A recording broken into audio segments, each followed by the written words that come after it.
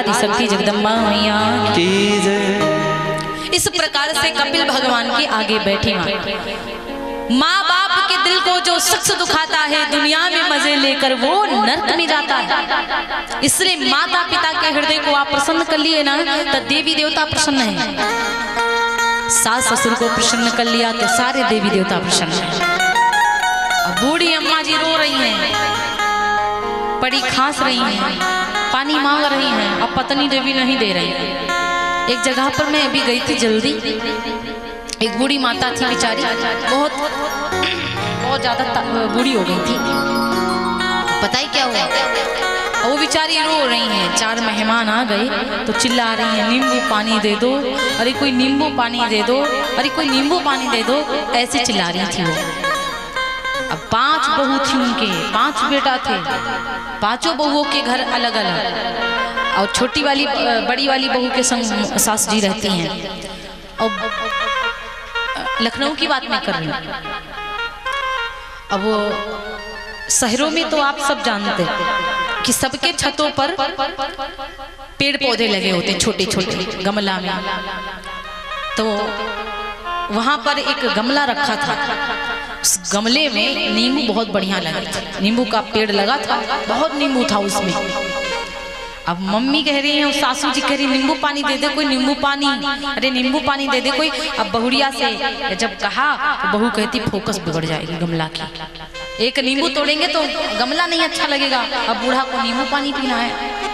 वहाँ पे 2-4 मेहमान आ गए तो दया आ गई उनको, कहने लगे अरे गमला की फोकस बिगड़ जाएगी, वो देखती हो सासू अम्मा नींबू पानी मांग रही हैं, उनको पिला दोगी तो पुण्य कितना होगा। और वो भाई नहीं पिलाई तो नहीं पिलाई, नहीं तोड़ी तो नहीं तोड़ी, ऐसी राक्षसी होती है। राक्षसों के सींग थोड़ी ना लगी होती है, हमारे आपके जैसे दिखने में लगते हैं राक्षस। सही कह रहे हैं महाराज, सींग नहीं होती है उनके। आजकल ना हर गांव में 2-4 रावण, हर गांव में 2-4 कंस मिल जाएंगे, हर गली गली में 2-4 ऐसे मिलते हैं। पहले वो जो ताड़का थी ना रामचरितमानस जी में, तो क्या केवल अकेली ताड़का थोड़ी ना थी मैया, आजकल बहुत ताड़का घूमती हैं। ऐसा आग लगाएंगे कि बुझेगा नहीं। एक मंत्रा वही थोड़ी ना रामचरितमानस की थी जो कैकेयी को बहकाई थी। आजकल भी हर गांव में 2-4-5 मंत्राएं मिल जाएंगी, और घर में जिसकी आग लगा देंगी तो घर की आग नहीं बुझेगी। तो उनके सींग थोड़ी ना थी। इसलिए महाराज राक्षसों के सींग नहीं है, वो मतलब कृत्य वैसे ही कर रहे हैं, काम वैसे करते हैं।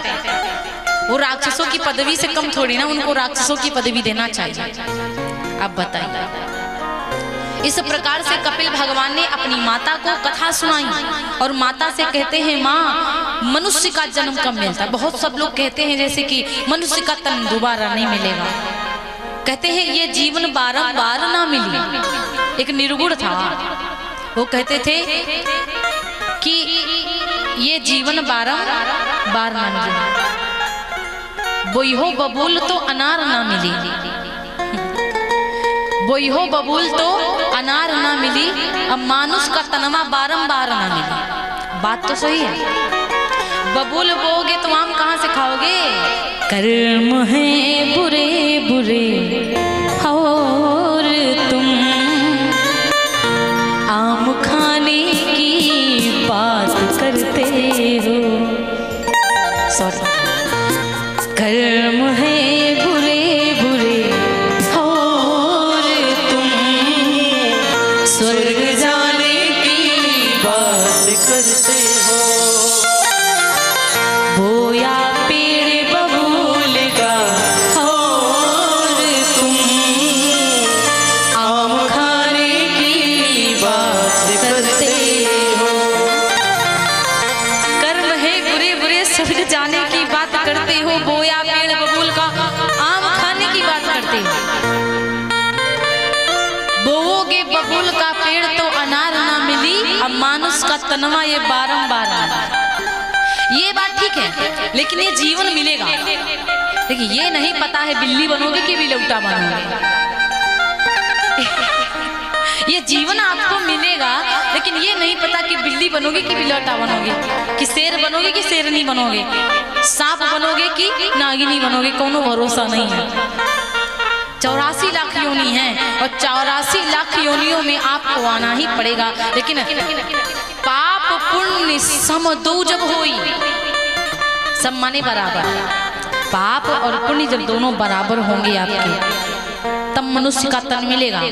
लेकिन ये मत सोचिएगा कि हम जानबूझ करके 10 पाप करें तो जानबूझ करके 10 पुण्य कर दें, ऐसे थोड़ी ना होगा। पता है कैसे होगा? जैसे गलती से आपसे पाप हो गए, जैसे आप जा रहे थे, आपके पैरों के तले 10-20 चींटी मर गई, गलती से नहीं देख पाए रात्रि में, और अगर आप देख जाओ अरे बाप रे हमारे चरण के नीचे इतनी चींटी मर गई, तो आपको उतने ही पुण्य करना चाहिए। अनजाने में जो हुआ है, तब जाकर अगला मनुष्य का तन मिलेगा। और जानबूझ करके मसलते हुए चले जा रहे हैं, तब उसके बाद करो 10 पुण्य तो कोई मतलब नहीं है। अनजाने में पाप हो जाए और आप जान करके पुण्य करो, वही पाप होगा, वही आपको मनुष्य का तन दे सकता है। अब सोचिए, पुण्य करो 4 बार तो बार बार गिनती ना करो। ये थोड़ी ना है कि 4 बार पुण्य कर दिए तो 10 बार गिनते हो।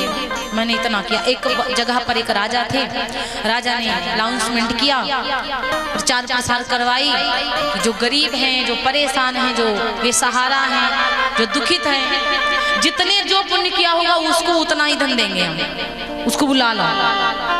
दूर दूर तक के लोगों ने सुना, आए राजा से कहते मैंने ये पुण्य किया, मैंने वो पुण्य किया, मैंने ये किया, मैंने वो किया। राजा ने कहा आपका फल कट, आप जाओ, और जितना देना था वो दे दिया। एक राजा थे पहले, वो अब भिखारी हो गए थे। कब राजा रंक बन जाए कोई भरोसा नहीं है, और कब रंक राजा बन जाए कोई भरोसा नहीं है। यदि आपके पास धन है तो उसका अभिमान ना करिए। अभिमान करोगे तो भगवान कहते हैं हम लेने में तनिक देर नहीं लगाते हैं, तुरंत ले लेंगे, टाइफिस कर देंगे, काम खत्म हो जाएगा आपका, ये तो पक्का है। अब राजा पहले थे, अब भिखारी बन गए। राजा की रानी बोली स्वामी पहले मैंने इतने पुण्य किए, फिर भी मैं भिखारी बन गई। एक काम करो, जा करके अपने पुण्य को गिनाओ और थोड़ा सा धन राजा देंगे तो ले आना, काम चल जाएगा। जब राजा वो मांगने पुण्य गिनाने के लिए अपने चले, तो रानी ने 2 रोटियां बना कर दिया था कि रास्ते में भूख लगेगी तो कुछ खा लेना। अब जब उनको भूख लगी महाराज, तो रोटी खोल करके रास्ते में बैठ गए। और जब रोटी खोलकर रास्ते में बैठे तो अब कहा जाता है कि एक वहां पर कुत्ता आ गया, और जैसे कुत्ता आया अपनी दुम हिलाता है, पूछ, और जैसे दुम हिलाया तो राजा जी को लगा कि बेचारा भूखा है। एक रोटी निकाल करके कुत्ते को दे दिया और दूसरी रोटी अपने हाथ पे रख लिया खाने के लिए। और कुत्ता तो एक बार में चट कर गया अपना, भाई इंसान तो एक निवाला खाता है, तुरंत पूरी रोटी थोड़ी ना खा जाएगा। और जब तक कुत्ता खा गया, फिर राजा के आगे पूछ हिलाया। अब वो व्यक्ति विचार करने लगा, बेचारा अभी भी बहुत भूखा है। अपना जो खाने वाले थे ना रोटी, वो भी रोटी दे दिया,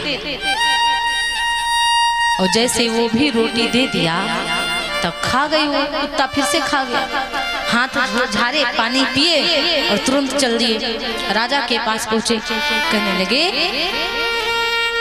क्या क्या पुण्य आपने कमाया है, क्या क्या पुण्य किया है। राजा ने कहा इतनी गैया दान करी, स्वर्ण दान किया, चांदी दान किया, पात्र दान किया, वस्त्र दान किया, ना जाने क्या क्या दान किया। उसके बाद भी मैं आज गरीब हो गया हूँ।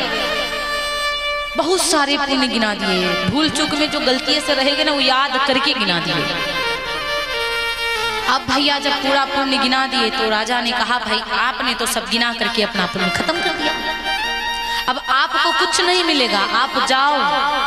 अब राजा धोखा खा गए, बुद्धि नहीं लगाया।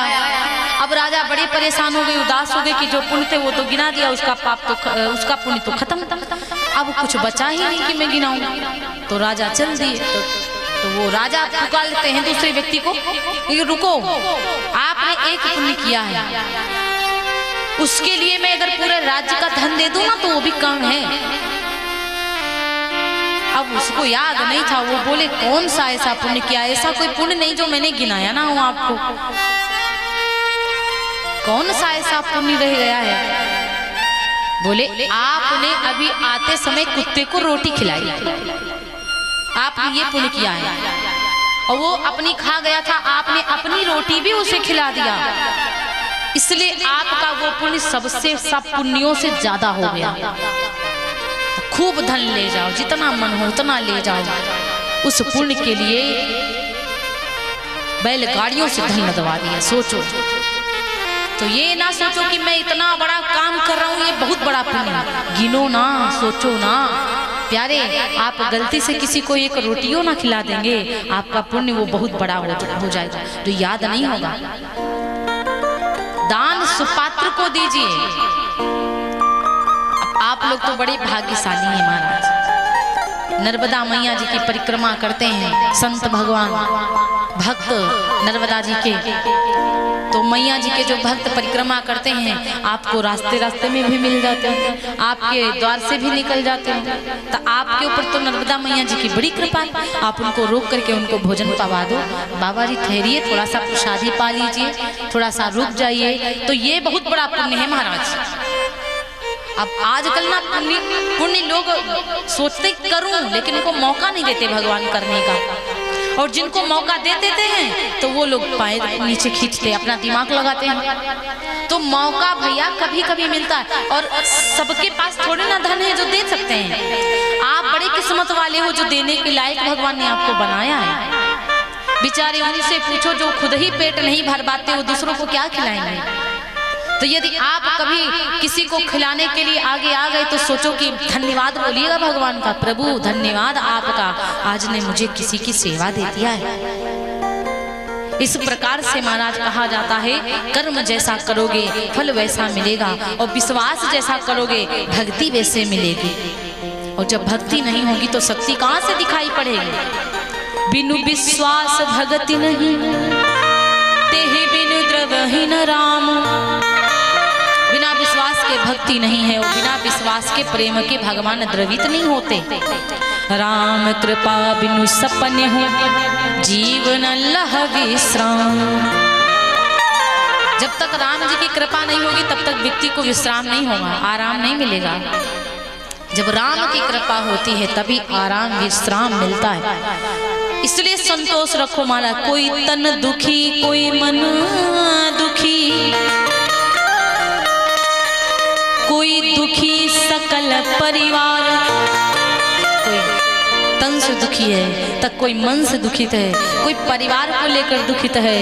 थोड़े थोड़े सब दुखी, सुखी हरि के दास। थोड़े थोड़े सब दुखी, यदि सुखी कोई है तो भगवान के दास।